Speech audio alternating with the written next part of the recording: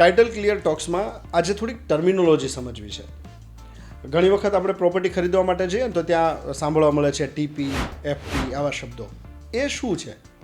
ટીપીને આપણે town planning તરીકે ઓળખીએ છીએ અને ટીપી અને એફપી એટલે દાખલા તરીકે કોઈ ખેડૂત છે કે કોઈ જમીનદાર છે કે કોઈ બિલ્ડર છે એને એફપી ક્યારે મળે? એ ટીપીમાંથી જ મળે. એટલે ટીપી એ પહેલો શબ્દ છે, એફપી એ બીજો શબ્દ છે.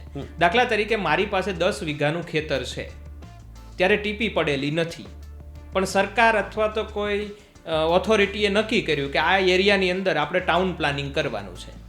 એટલે એના સુઆયોજિત રસ્તાઓ, એની સાઇઝ 12 મીટર, 18 મીટર, 24 મીટર, એ ચોકડી મુજબનું આખું પ્લાનિંગ, એમાં ગટર, ડ્રેનેજ, પછી વીજળી, એ બધી સગવડો એ ટાઉન પ્લાનિંગ દ્વારા ઊભી કરવામાં આવે. મારો સર્વે નંબર 10 વીઘાનો હતો તો મને 40% જમીન કાપીને 6 વીઘાનો એફપી આપવામાં આવે, જેને ફાઇનલ પ્લોટ તરીકે ઓળખવામાં આવે છે. અને એ ફાઇનલ પ્લોટ જે છે એ ટીપીના જે રસ્તાઓ હોય એની સાથે કનેક્ટેડ હોય, એટલે મને આવન જાવન માટે બહુ સરળતાથી મળી શકે.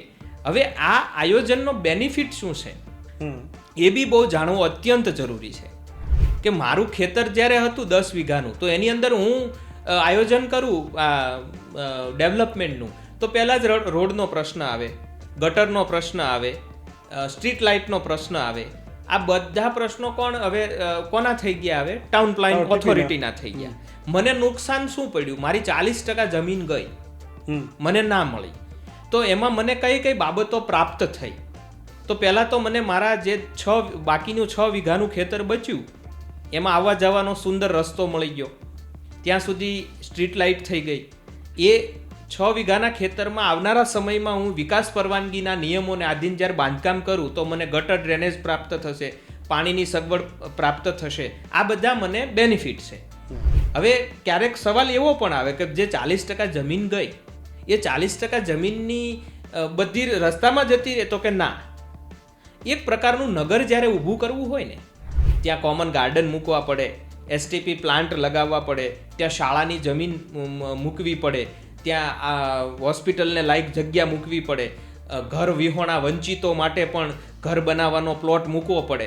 આને જ ટાઉન પ્લાનિંગ કહેવાય. એટલે જે 40% જમીન જે કપાણી છે તો એની અંદર રોડ રસ્તાની જમીન પણ આવી જાય, ક્યાંક સ્કૂલ બનાવવાની છે તો એનો પણ પ્લોટ સરકારે મૂકેલો હોય, ઉદ્યાન માટેનો પ્લોટ પણ સરકારે મૂકેલો હોય. અને ઘણી વખત એ ઓથોરિટીને નાણાંની પણ જરૂરિયાત પડતી હોય છે આ બધું ડેવલપમેન્ટ કરવા માટે.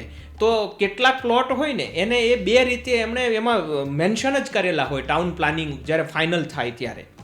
તો એમાં લખ્યું હોય કે SFC તો સેલ ફોર કોમર્શિયલ, અને બીજો એક શબ્દ હોય SFR તો સેલ ફોર રેસિડેન્ટ. તો એ જંત્રીના ભાવે, કમર્શિયલ જંત્રીના ભાવે ઓક્શન થાય તો કમર્શિયલ પ્લોટનું વેચાણ કરીને સરકાર એમાંથી, ઓથોરિટી એમાંથી આવક ઊભી કરતી હોય છે.